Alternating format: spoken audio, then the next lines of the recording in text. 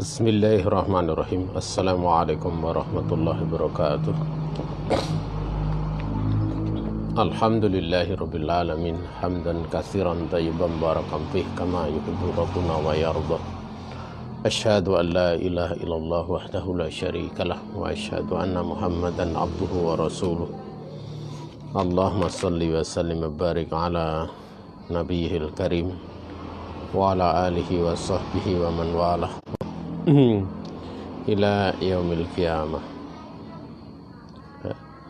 Saudaraku kaum muslimin yang dirahmati Allah Subhanahu wa taala, kita bersyukur kepada Allah Subhanahu wa taala. Di malam ini kita kembali melanjutkan bahasan dari kitab Al-Fiqhul Muyassar fi Dhawil Kitab wa Sunnah.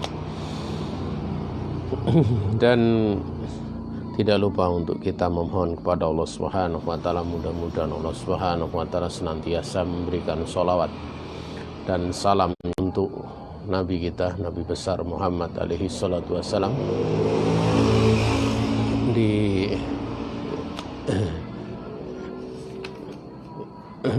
Mudah-mudahan pula sholawat dan salam juga dilimpahkan kepada keluarga beliau, para sahabatnya, dan orang-orang yang mengikuti beliau dengan penuh kebaikan sampai akhir zaman. Kita masih membahas seputar masalah hukum dari mengkafani dan tata caranya. Dan pada pembahasan yang kemarin itu sudah disinggung tentang orang yang mati dalam keadaan ihram, di mana dia dimandikan ya, dan dikafani dengan pakaian ihramnya ya. Sementara kepalanya dalam keadaan terbuka, artinya tidak ditutup ya. Ini sudah kita bahas pada pertemuan kemarin. Juga tentang permasalahan orang yang meninggal, yaitu syuhada fid dunya, karena syahid itu ada dua macam ya. Syahid fid dunya yang dimaksud dia adalah syahid fil ma'rakah. Sementara kalau syahid di akhirat ini beberapa keadaan yang terhitung sebagai syahid ya, seperti orang yang kena wabah taun kemudian bersabar, mengharap pahala di sisi Allah Subhanahu wa taala, ini termasuk kategori syahid.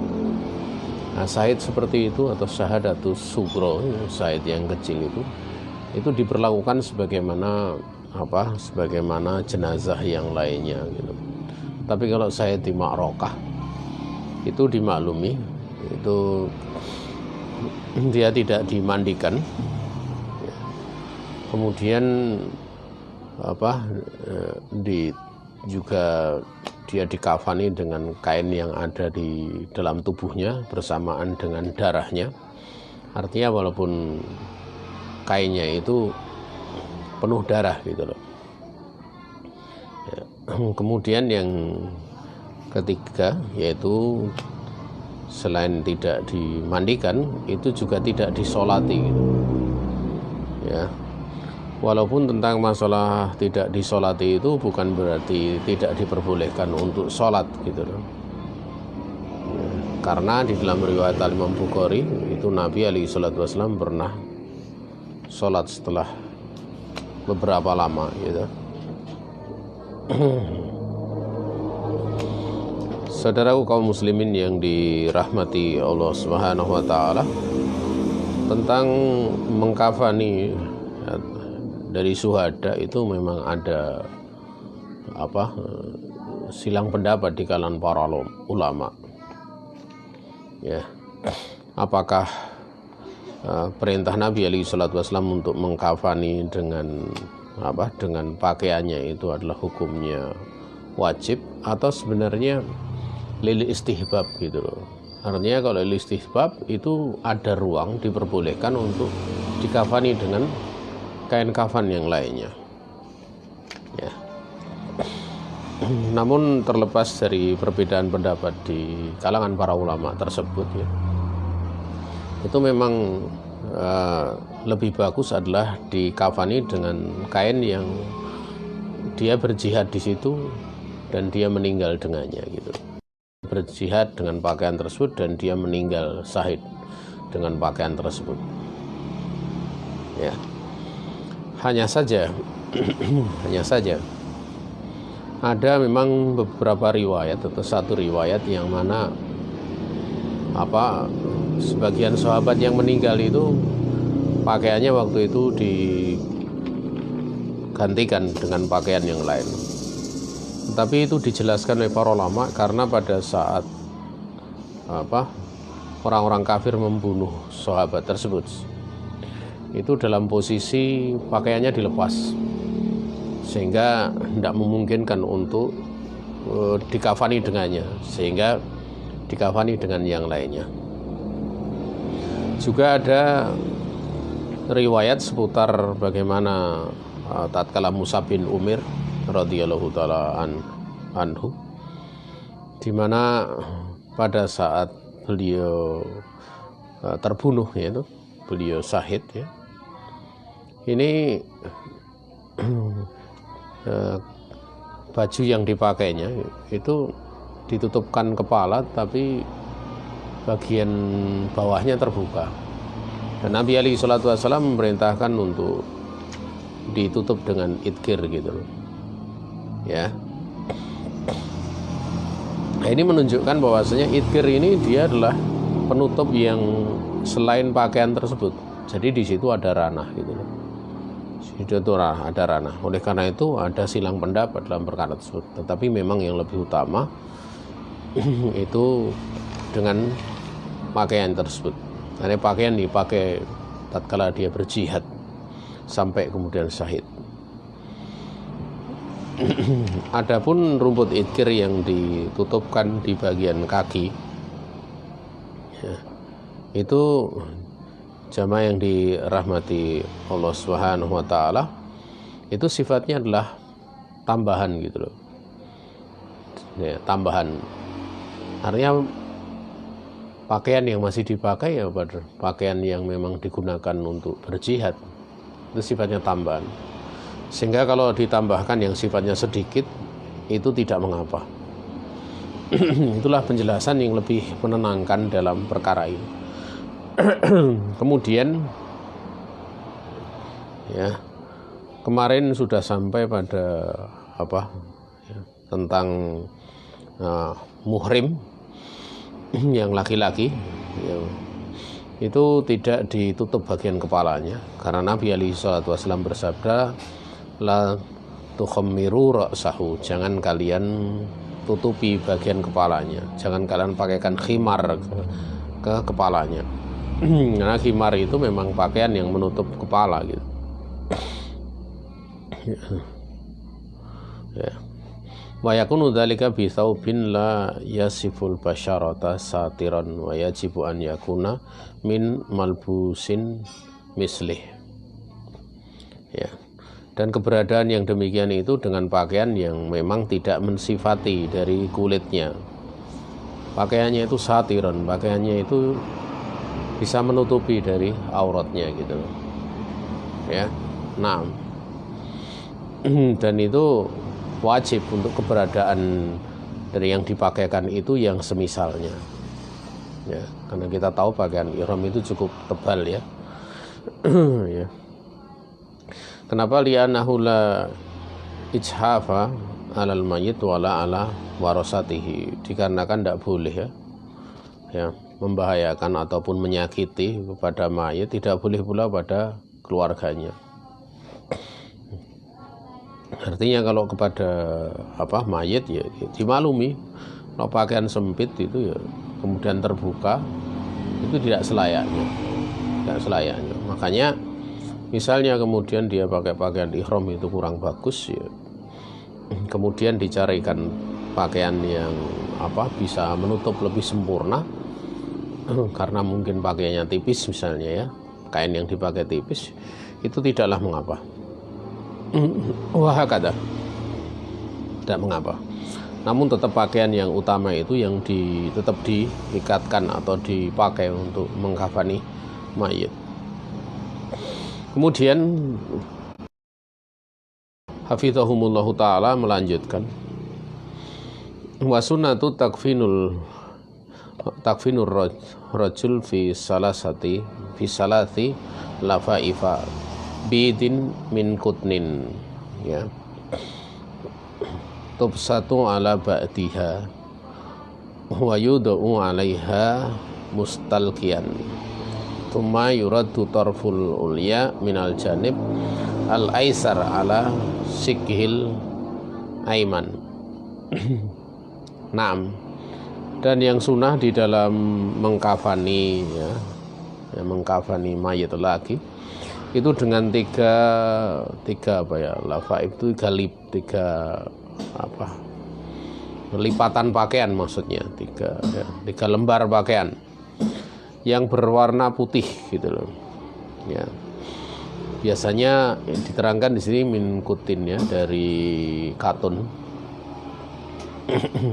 Ya. Dari katun, ya, dimana dihamparkan, ya, dibentangkan itu pada bagian yang lainnya supaya nanti bisa bersambung gitu loh. Jadi dibentangkan dengan cara kayak semacam ada beberapa bentuk pengikatan, bentuk penghamparannya itu, ya. Ya, ada beberapa bentuk. Tapi yang jelas dihamparkan ya ala ba'diha dan diletakkan, ya, alaiha mustalqiyan, diletakkan padanya itu dengan direntangkan gitu, direntangkan. Jenazah itu kemudian diletakkan di pakaian tersebut gitu. Kemudian setelah itu pada bagian yang ujung sisi kiri, yang bagian atas itu yuraddu, ya, di apa istilahnya, di mana ya, kayak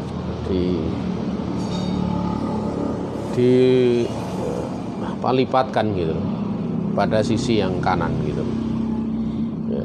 Demikian pula tsumma tarfuha al-aiman alal aisar, juga dari yang sisi kanan itu pada sisi kiri gitu, ya, seperti itu dilakukan terus, ya. Kemudian tsumma tsaniyah, dan yang kedua juga dilakukan seperti itu, kemudian yang ketiga gitu, ya. Naam.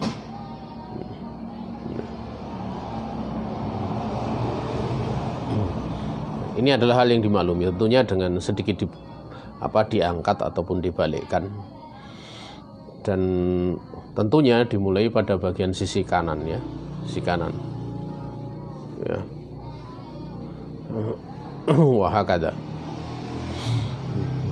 Kemudian tsumma yuj'alu zaid inda ra'sihi, kemudian dijadikan yang tambahan, kelebihan itu pada bagian kepala. Di situ wajah tidak dibuka. Setelah itu kemudian diikat. Ada beberapa bentuk, ya, di dalam cara menghamparkan kain tersebut, yaitu yang 3 lipatan itu, ataupun 3 helai pakaian, 3 lembar pakaian. Itu ada yang langsung 3 lembar itu dijadikan satu. Itu kalau kainnya itu luas, ya, atau lebar. Nah, itu tidak ada masalah. Tapi ada pula yang kalau misalnya agak pendek itu dibikin kayak bersambung gitu. Apa yang disebutkan di sini tadi itu sifatnya kan diletakkan di atasnya, ya, yubsatu ala ba'diha, ya, dengan cara direntangkan. Artinya berarti kalau yang disebutkan di sini itu memang sifatnya kemungkinan tersambung itu.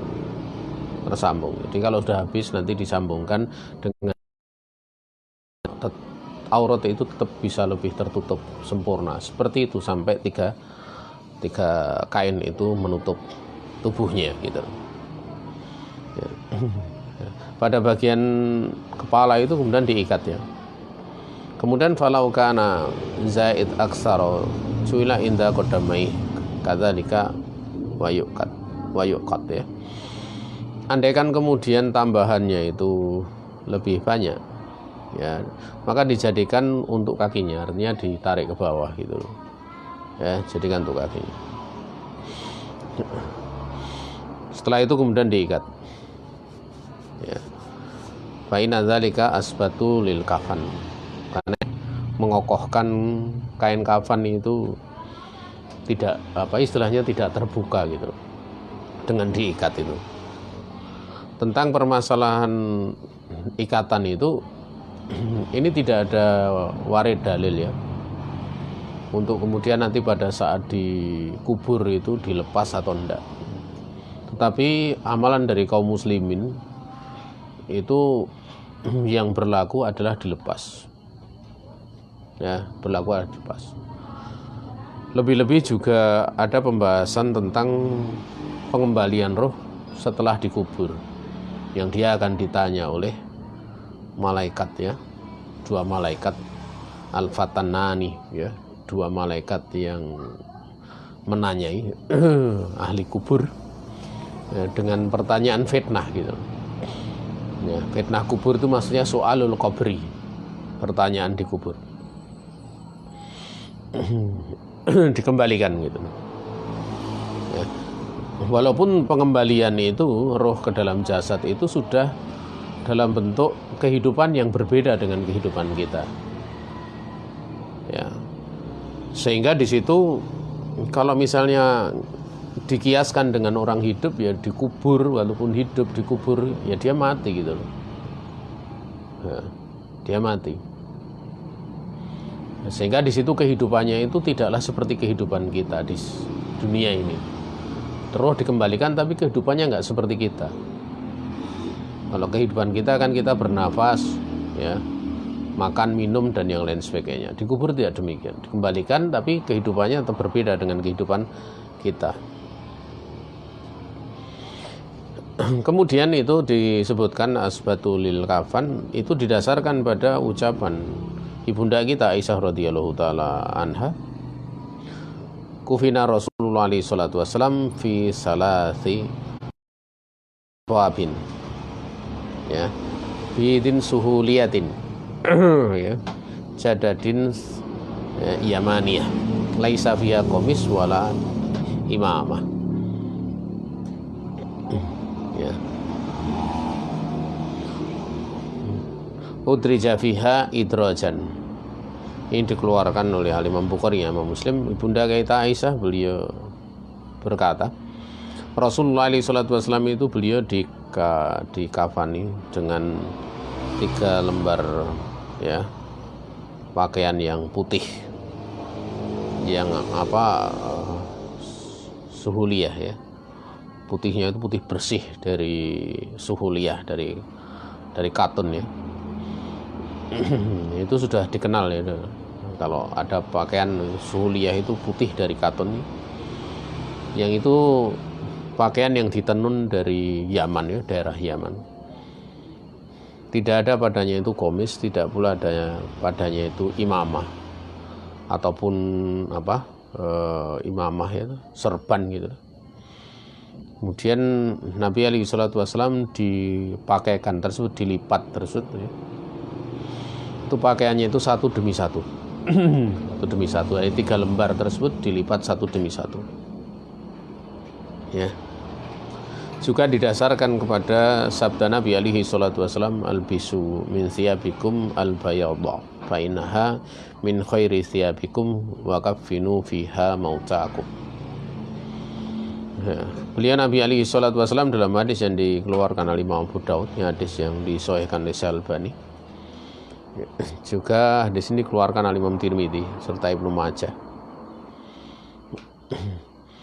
Nabi alaihi salatu wasallam bersabda, ya, pakaikanlah, ya, untuk kalian itu pakaian-pakaian kalian yang, atau pakailah oleh kamu sekalian untuk pakaian kalian itu yang berwarna putih, karena itu adalah sebaik-baik pakaian kalian.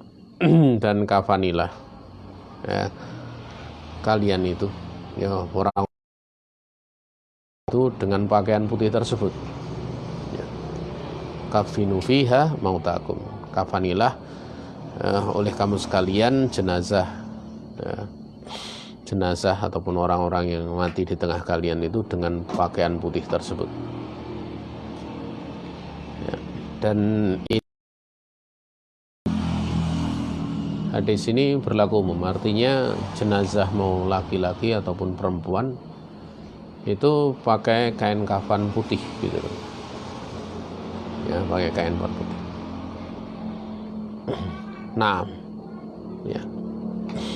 Kemudian bagi wanita itu ada perbedaan, ya.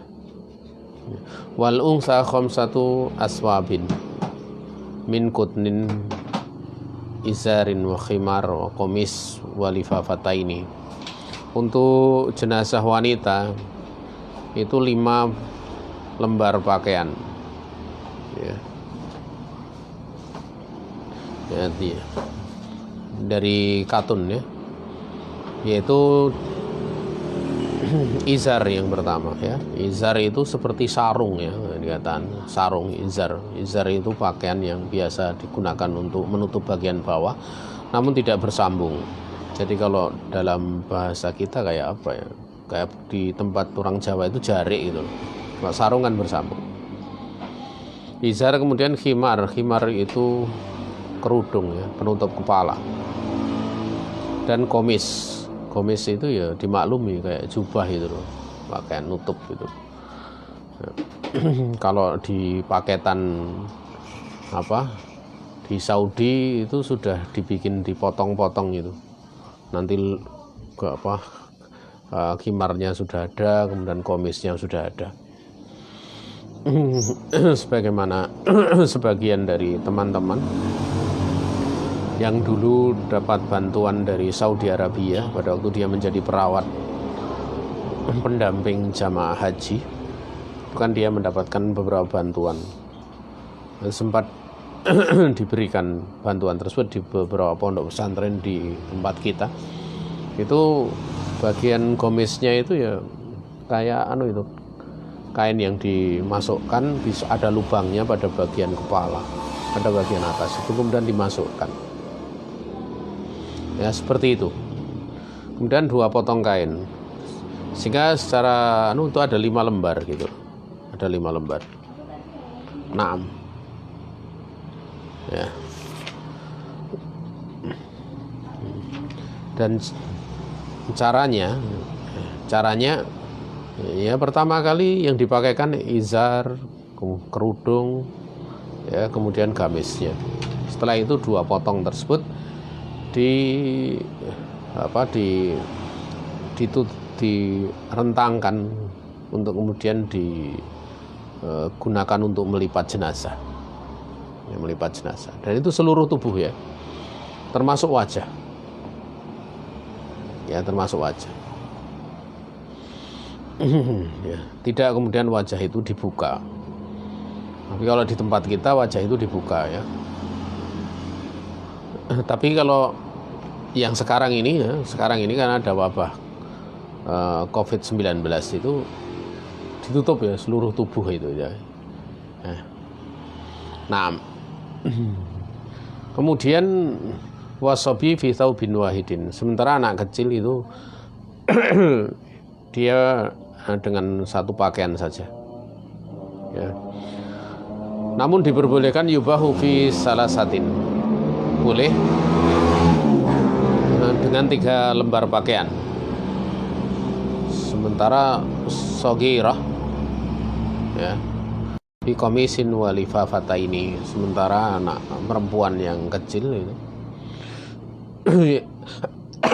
itu dengan gamis dan 2 lipat pakaian, 2 lembar kain, ya. Wah, kata jamaah yang dirahmati Allah Subhanahu wa taala, selesai pembahasan masalah tata cara mengkafani. Ini tidak sulit, ya. Ya, sudah banyak didaurahkan tata caranya.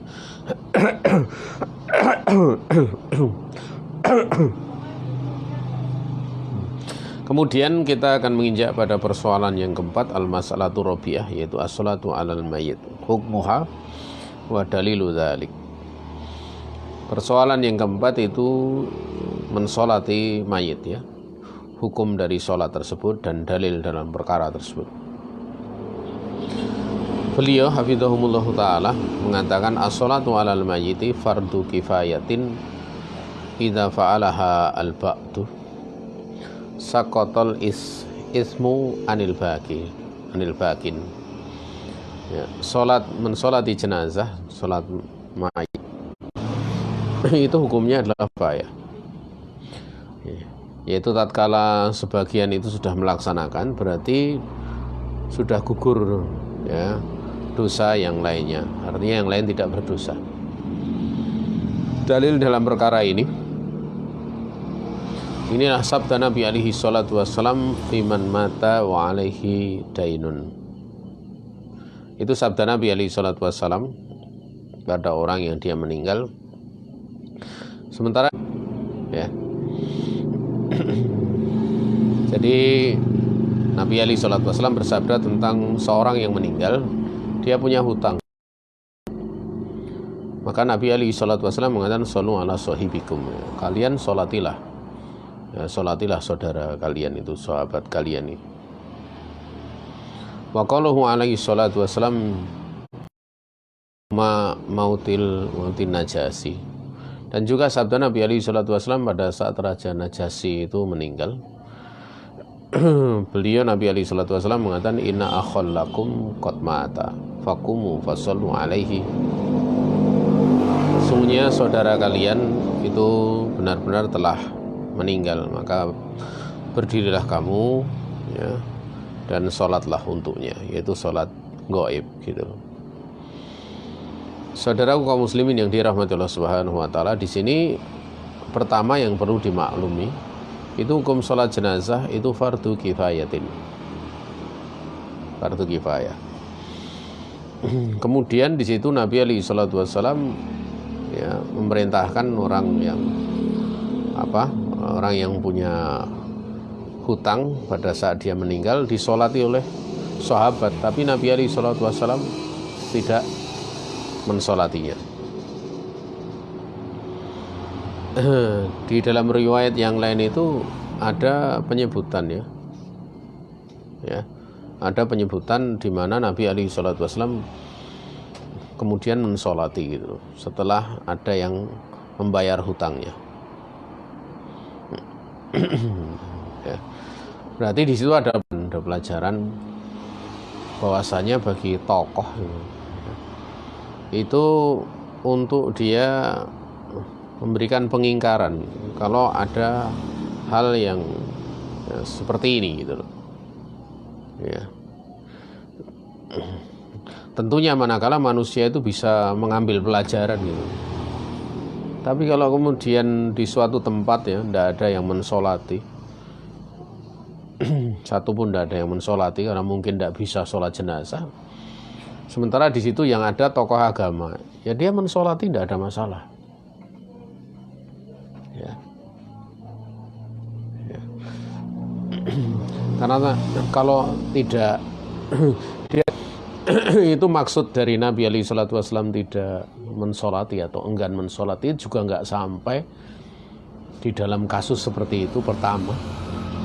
Yang kedua ada bahaya. Hukum fardu kifayahnya itu belum gugur gitu bagi kaum muslimin. Maka dalam kondisi seperti itu memberlakukan itu hendaklah seorang dia meninjau itu.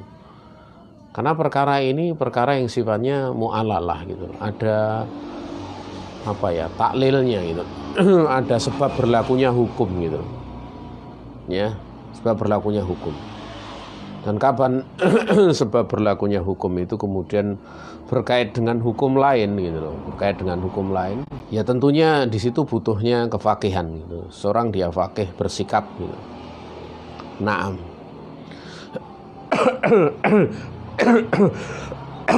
Kemudian juga kaitannya dengan kisah dari Raja Najasyi yang meninggal ini. Ini penyebutan di sini ya. Sebenarnya kalau kita lihat dari definisi sahabat itu kan sahabat itu adalah orang yang man laqiya Rasulullah, man laqiya au ra'a Rasulullah alaihi salatu wasalam wa huwa mu'minun bih wa mata ala dzalik, atau wa yu'min bihi wa yu'minu bihi wa mata ala dzalik. Jadi sahabat itu kan orang yang pernah bertemu atau melihat Wasallam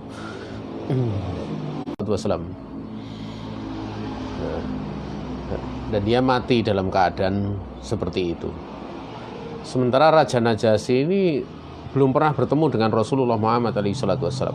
Beliau belum pernah bertemu, ya.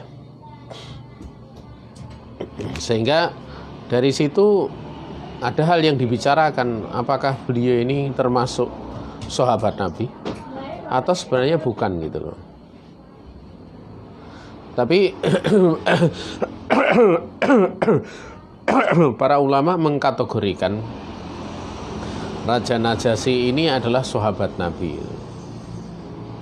Kenapa? Ya karena ya, ada sebab yang lainnya. Walaupun dia beliau nggak bertemu dengan Nabi alaihi salatu wasallam, beliau radhiyallahu anhu, tetapi dijadikan sebab turunnya syariat. Ya, dijadikan syariat. Berarti masuk kategori murid Nabi alaihi salatu wasallam. Masuk kategori seperti itu. Sehingga dia walaupun tidak pernah bertemu dengan Nabi, dia adalah sahabat Nabi alaihi salatu wassalam. Dan ini kekhususannya. Khususannya. Ada orang yang gak sempat ketemu dengan Nabi, tetapi diakui oleh Nabi alaihi salatu wassalam sebagai beliau tidak bertemu dengan Nabi, tapi dia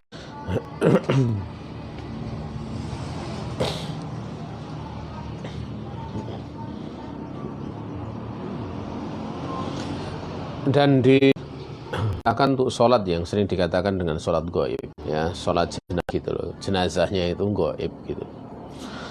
Ada silang pendapat di kalangan ada silang pendapat di kalangan para ulama tentang disyariatkannya sholat gaib ini, ya.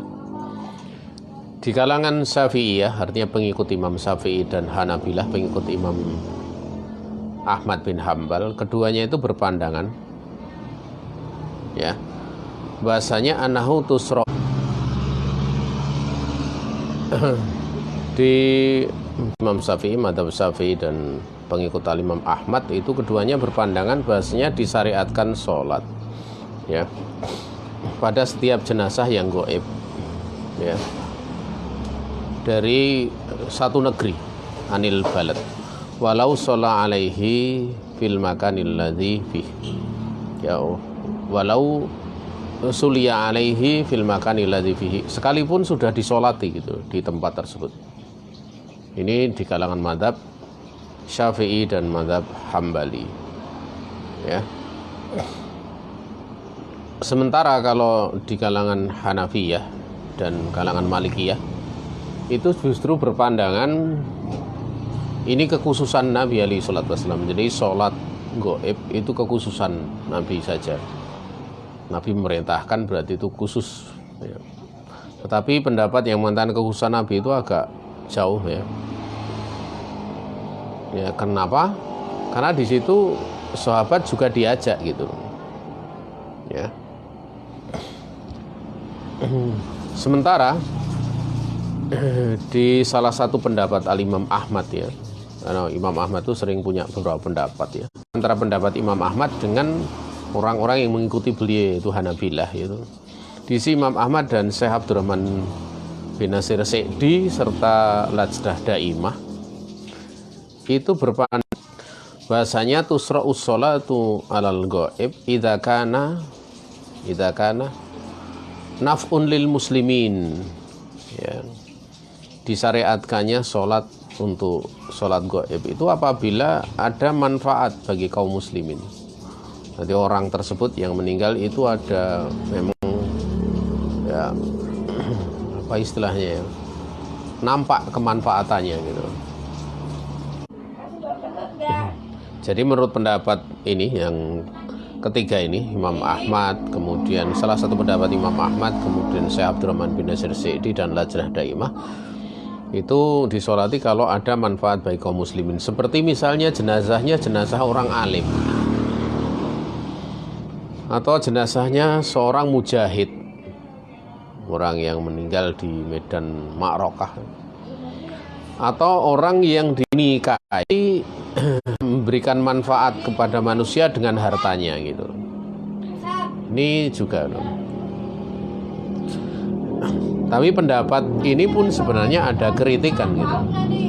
Kenapa dikatakan ada kritikan? Karena dahulu di zaman Nabi, di zaman sahabat, itu juga ada orang-orang seperti ini gitu loh. Ya.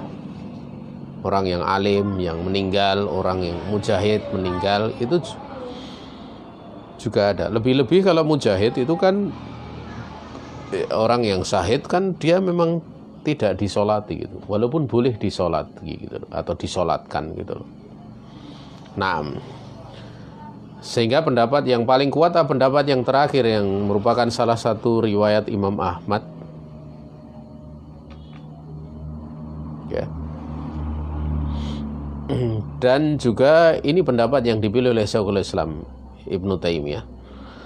Annaha tusra'us sholatu 'alal ghaib bisartin an la yakuna ya qad suliya alaihi fil makanil ladzi mata fihi, ya fa in suliya alaihi fala tusra'us sholatul ghaib alaihi. Jadi pendapat dari Syekhul Islam ini juga pendapat, salah satu pendapat Imam Ahmad, bahwasanya sholat kepada ghaib ini, sholat kepada jenazah yang ghaib ini, itu dilakukan, disyariatkan dengan syarat memang tidak ada yang benar-benar sudah mensolatkan di tempat yang dia mati di situ gitu loh, meninggal di situ, belum ada yang mensolatkan. Maka apabila kemudian sudah disolatkan, maka tidak disolat ghaib untuknya. Dan ini pendapat yang paling kuat gitu loh. Namun sekali lagi pendapat-pendapat yang sebelumnya itu terlepas dari pendapat yang kekhususan Nabi. Ini pendapat yang kritikannya nampak. Antara pendapat yang pertama ya, kemudian pendapat yang ketiga gitu. Ya di situ ada sisi pandang gitu. Ya, karena ada sisi pandang ya kita tetap menukil ya, dan kita menghormati kalau ada saudara kita yang punya pandangan seperti itu. Ranahnya kalau kita ingin menjelaskan ya ranah ilmiah, bukan ranah diingkari. Tapi ranah wallahu taala a'lam. Ini saja yang bisa disampaikan. Kita coba sekian, besok kita lanjutkan masalah yang kelima.